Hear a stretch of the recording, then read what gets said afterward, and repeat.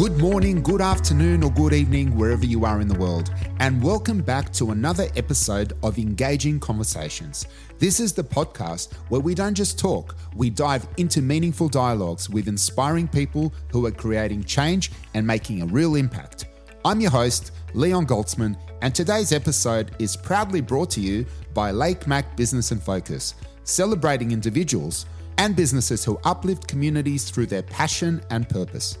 Now, let me ask you something. What does it really mean to be an advocate? Is it standing up for others when it's easy? Or does it mean stepping up when it's hard, even when no one else will? That question has been on my mind, and it perfectly sums up the incredible work of today's guest. Today, I am honored to introduce to you Wendi Czislowski, a powerhouse advocate who has dedicated her life to helping people with disabilities and those who can't advocate for themselves. Originally from Queensland, Wendi has recently settled in Lake Macquarie, and within her first week, she's already making a difference. Whether it's championing inclusion or challenging us to rethink how we use language, Wendi's work is a testament to the power of action, compassion, and community. In this episode, Wendi shares her journey, the challenges she's faced, and the incredible lessons she's learned along the way. She's inspired me to reflect on how the words we choose can profoundly shape the lives of others, sometimes in ways we don't even realize. So without further ado, let's dive into this uplifting and eye-opening conversation with Wendi Czislowski. Together, let's discover why knowing better means doing better. My name's Wendi Czislowski. I'm Queensland born. I've just moved to Lake Macquarie a week ago, not even a week ago, and I'm excited to be here. Fantastic. Well, I think Lake Macquarie is excited to have you too. Could you just start by sharing a little bit about yourself and what inspired you to get into the disability support? What inspired me to get into disability is not so much disability. I just wanted to help people. I wanted to have a more meaningful purpose in my working career. But little did I realise that it became not just my working career, it's my whole purpose in my life, to help others. And you do help a lot of people. So your background before you got into disability support, what sort of other work did you do that led you down this path? The other work that I've done is I actually was in the bank for 15 years, and then I went into retail management, customer service. And that was the part of banking that I loved. It wasn't the actual banking side of things. It was just that customer service, just seeing different customers every day, whether it be business people or the people off the street, whoever, and being able to connect with all sorts of people. And I suppose people with disabilities, they can't always express themselves like most people can. So it's really important to be able to understand even when they don't speak. 100%. You need to be able to understand and dive deeper into that person, to getting to know that person when the communication isn't the typical communication of speaking. There could be, you have to look for other ways that a person that is nonverbal can communicate with you. Growing up in Queensland, and my parents quite traditional, and I know my dad has a really strong work ethic, and he has instilled that in all of us kids. And being part of the community, like he helped build the first kindergarten in the suburb that we grew up in, and that is something that he's really proud of even today, and it just brought us into the community. So he's obviously very community orientated without even being aware of that. Yes. So we're talking about communication and understanding people. Can you talk about how language affects people with disabilities and why mindful words choice is so important? I think language is so important, and it does have, it can have either negative or positive impact. That old saying, sticks and stones, and words will never hurt me, but words do hurt, and words can be very disrespectful. And whether you have a disability or not, everybody deserves the same respect as each other. For those listening who might have used language they didn't realise was hurtful, and some language could just be one simple throwaway word. And I could tell you, I've heard people say things, even calling somebody, and I'm sorry, I hope I don't offend anybody, but I heard somebody refer to somebody as a spastic or even a retard. Now, they may say it in humour, but there's a lot of damage done through that. And I do believe that it's important to call it out. Just have a think about what it really means to call somebody those names. If we call somebody an idiot, for instance, right? The person can defend themselves. They can stand up for themselves. Some people might not like and walk away. But when you're talking about somebody with a disability, they can't defend themselves. They can't speak up for themselves. So what you're doing is you're sticking up for these people. But why should anyone have to do that in the first place? Isn't it better if people were just more mindful? It would be better if people are more mindful, and that's why we need to continue to pull people up. And there's no place for that word, R word, in today's language. There's no need for it. It's so archaic and disrespectful. And we, as disability support workers, people forget and don't actually understand what their responsibility is. It's not just taking care of somebody or taking somebody out.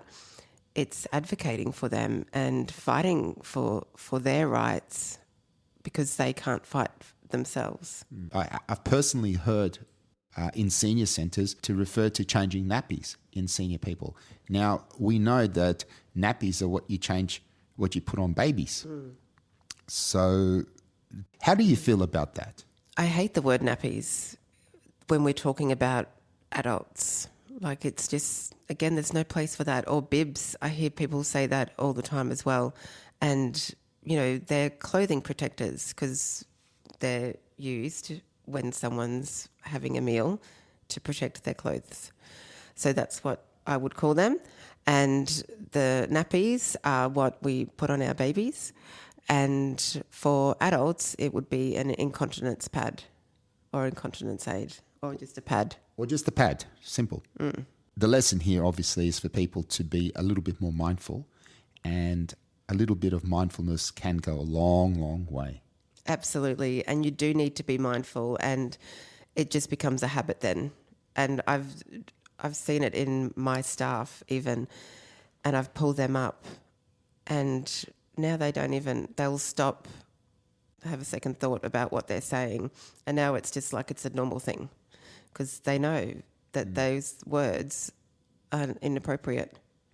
And I've had to pull myself up quite a few times as well, not because I meant any harm by it, but, having these conversations and being pulled up myself in previous times, you realise that even somebody with the best intentions can sometimes let certain words slip out of their mouth. Once they're out, they're out. You can't take them back. Ways that I can see things changing is even in a group home, like signs up on the client's bedroom doors, like personal care plans and, cough etiquette in the lounge rooms and all of this sort of thing that looks, even though the institutions have closed down, it's still an institutionalised group home. Anyone that walks past a group home, shouldn't know that people with disabilities live there. It should just be like everybody else's home. I managed this group home recently while another manager was on holidays, and one of the clients didn't have a door on her cupboard, and I asked the staff about it, and he just said it had been like that forever. And I said, well, has anyone put arse-linked housing to fix it? No one could even be bothered to fix that. Shouldn't this client deserve a beautiful environment to live in? So what I'm hearing is that because somebody's got special needs or someone's got a disability, they're not treated with the same respect as someone who wouldn't. That's exactly right. They're almost, and you know what's the most difficult thing for me to get my head around is that the people that work in the industry are allowing this to happen or even making this happen or not happen. If we in the community, in the sector, aren't advocating or aren't fighting for a high standard for the people with disabilities, how are the community, society going to get better? We all have a part to play, and especially those who work in the sector. Their responsibility as well to change the language of the community and the society, because that's our job as support workers, to actually be the social change and to make people aware. Well, we all have roles and responsibilities, and what I'm hearing from you now is that looking after people with special needs and disabilities, one of their roles, even though it may not even be specified in their work conditions, is they are ambassadors, and it's not just for the organisation; it's for the people. That's absolutely right, and it isn't about making money or making a difference for the organisation. Even if they made a difference for that one person, just by putting a door on someone's cupboard is making a difference in their life. If everything was only that simple, and you know what? Sometimes it is. It is that simple. It is that simple. As simple as if someone's going out to a cafe. Let's move on to Lake Macquarie. Nice, beautiful part of the world, regional, New South Wales, Lower Hunter. You're bringing your expertise to a new community. What do you think are some specific challenges in promoting respectful language and support for people with disabilities here? I think there is limited services here in Lake Macquarie. I also think that there's a lot of people with disabilities still living at home with their parents, and the parents and the child with disability, they just don't know how to access what is available to them. NDIS has been around for quite a few years, and there's still parents that do not know what they can access and how they can use their funding to the benefit of the child. Well, a lot of the people who do sign up for NDIS, it's not that straightforward either. It's not straightforward. Definitely, there's so many different categories of funding, and people just don't know how to access that and to get the most out of what they do receive from the NDIS. There was something that I saw recently in it, and it said, why are we teaching our children with disabilities how to talk or speak when we actually should be teaching the children without disabilities how to speak to those disabilities? And I think that comes from education and schooling, and if we can blend the two together, maybe put more volunteer, school age kids into, day programs to help and desensitize the community around people with disabilities. I mean, it's only been the last few decades that people with disabilities have actually been in the community.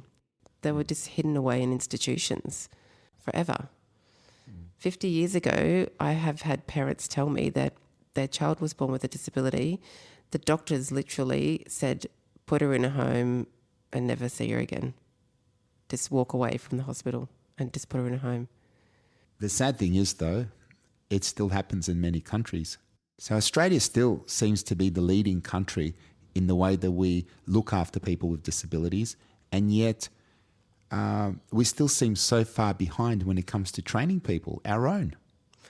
I definitely agree. Australia is the leader of the world in the way that we treat our most vulnerable people, and it's something that we should be proud of, but also there is still such a long way to go. And, and that's compared to some other countries that just treat their people terribly, inhumanely. I think just constantly talking about it, pulling people up, integrating, people with disabilities with school kids, volunteer communities, whatever it takes to continue that growth will be beneficial for everybody.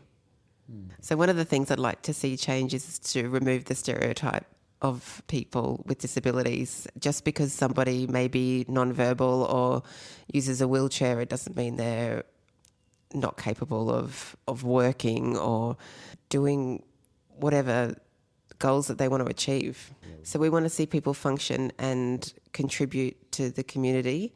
And one of the ways to achieve that is by not stereotyping people with disabilities. There's a big wait list for behaviour therapists especially, and there seems to be a high turnover of staffing as well with OTs and physios. I've had clients that, that they just keep changing their OTs because this person's left or this person's left. So it's really hard to get that consistency. And without consistency, you won't be able to see the results.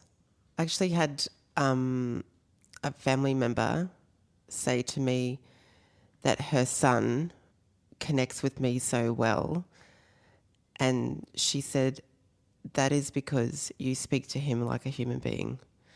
And that is so simple to do for everybody to be able to do, is just speak to people like you speaking to your friend or whoever. Like they're just, we're all just the same on the inside. We've just been born in different vehicles. Some people have visually impaired or have different challenges, but everybody wants to be spoken to just like an everyday person. Everyone's unique and everyone's an individual. So we could be talking about a lot of things, and we're not just going to fix the world through one conversation, but having conversations are important.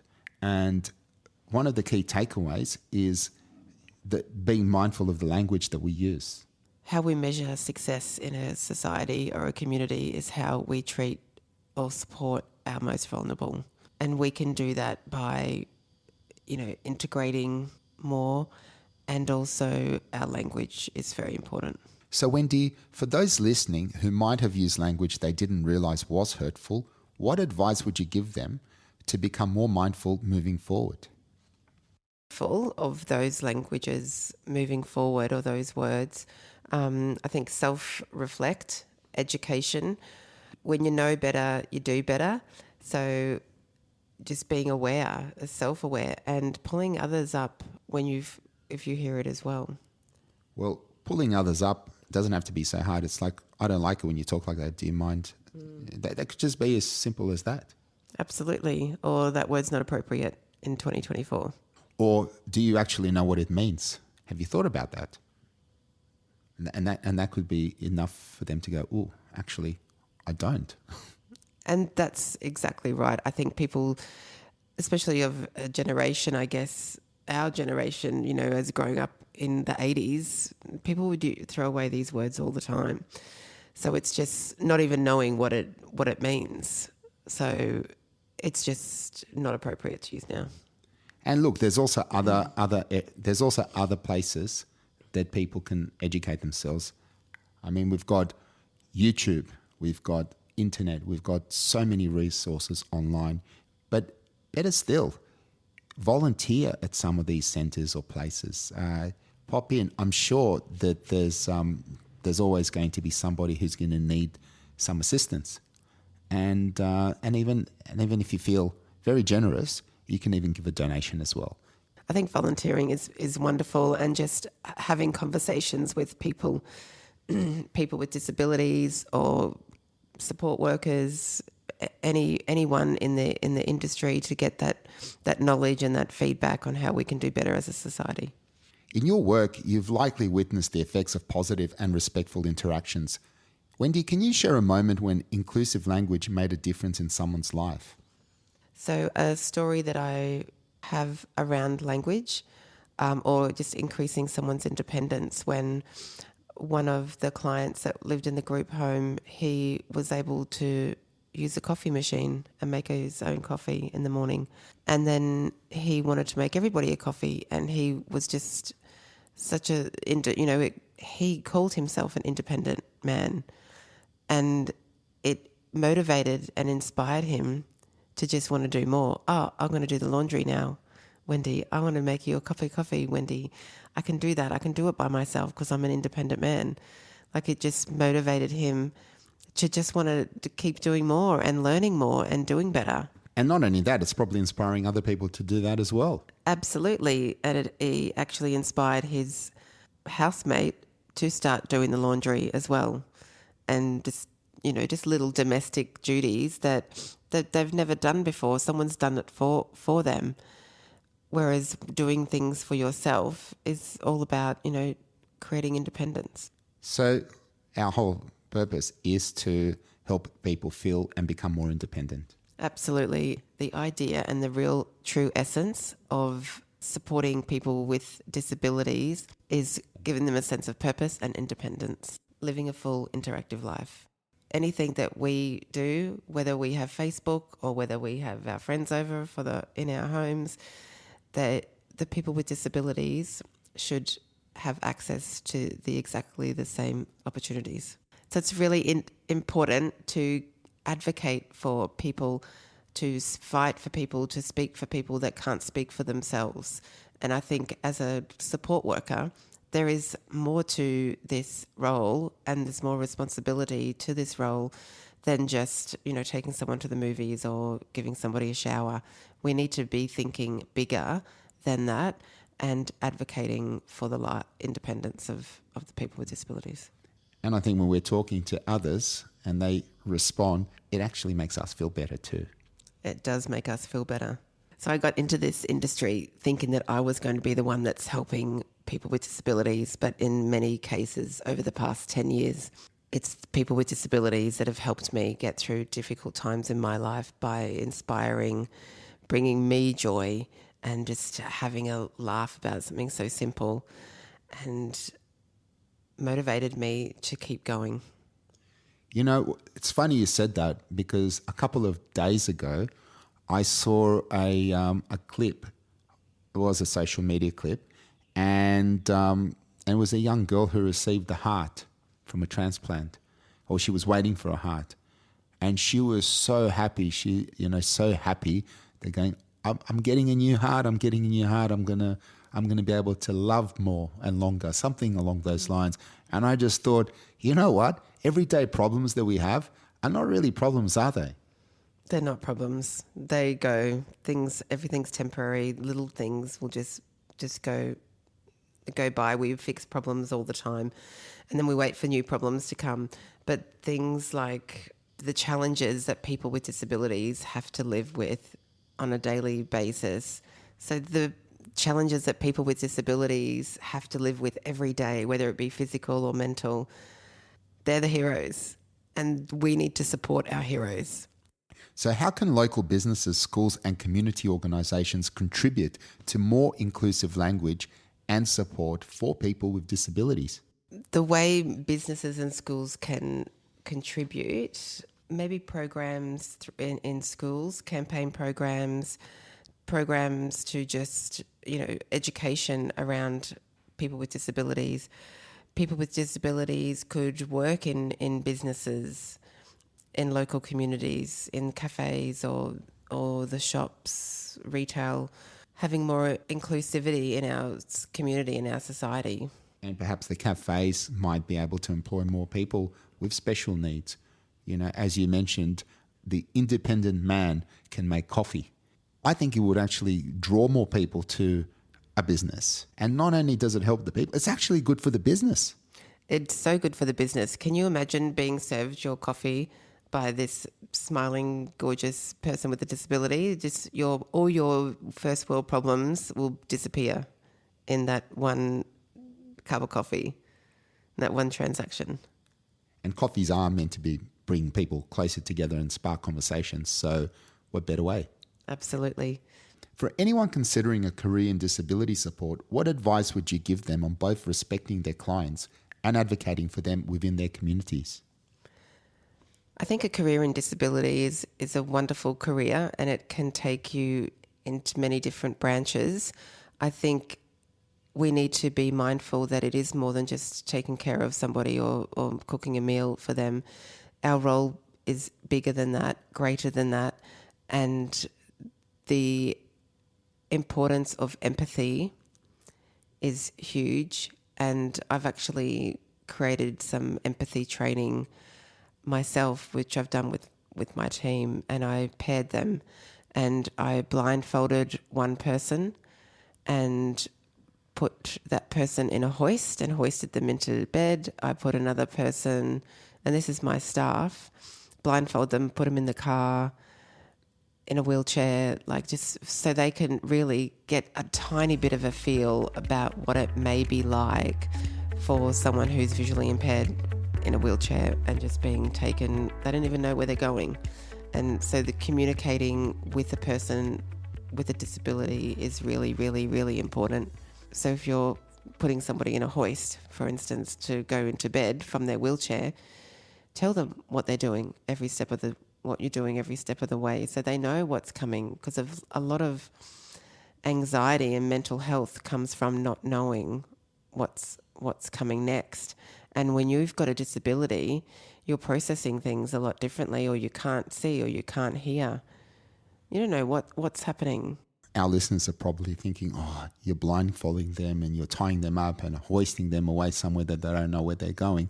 The rationale behind that is that you're giving a person an opportunity to experience what it's like in other people's shoes.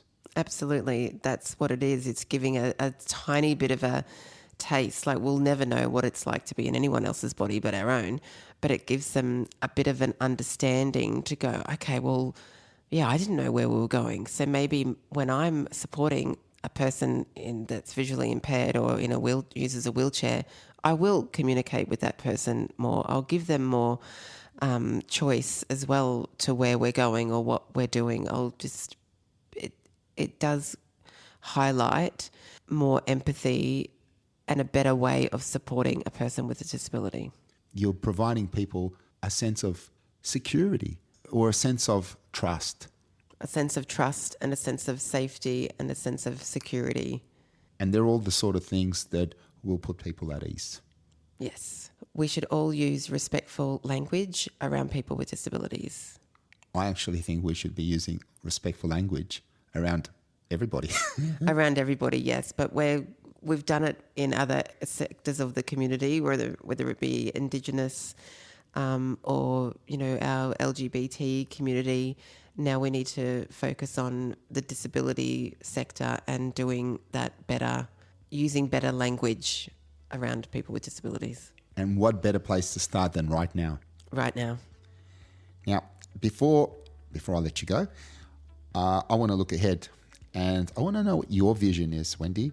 I would love to see more education and some community initiatives, more services, more stronger, more inclusive community, involving a lot more education with our children and adults, and community initiatives, but to also just keep moving forward and keep doing what we're all doing, what I'm doing, what you're doing. The future generations need to just continue to grow and be mindful, be empathetic, be inclusive, and hold each other to account. Pull people up if they're using the wrong, outdated language. Include people with disabilities in our conversations in the community. So every action has consequences, and what we do today impacts what happens tomorrow. Wendi, I couldn't have said it better myself. Thank you very much for your time. Thank you so much. Well, that's a wrap. What an inspiring and thought-provoking conversation we've just had with Wendi Czislowski. Wendi is a shining example of what it means to be a true advocate, not just for people with disabilities, but for anyone who needs a voice. Her dedication to inclusion and her thoughtful approach to language reminds us all the profound impact of words and actions can have on others. When we support and uplift those around us, we're not just helping them, we're enriching our own lives, creating a cycle of happiness and fulfillment that ripples through our communities. Wendi's work is a powerful call to action. We all have a part to play in strengthening our communities, and when we do so with kindness and intention, we help ourselves live more connected and meaningful lives. If you're inspired by what Wendi shared today and want to learn more about her incredible work, if you'd like to connect with her directly, her contact details are in the show notes. She's the perfect guide to help you discover more ways to get involved and make a difference. Now, let me introduce you to next week's guest, someone who's truly revolutionizing the way we work. Brad Woolett, the founder of Definity, is a leader in AI automation and productivity solutions. His innovative technology is all about creating more time you can use to focus on what truly matters. And I'm thrilled to share Brad's insights and vision with you in the next episode. And I promise it's one you won't want to miss. As always, if you have questions for Wendi or any of the previous guests, check out the show notes for ways to connect. I'm Leon Goltzman, and I look forward to having you join us again next week. Until then, stay engaged, stay connected, and let's keep making a difference together.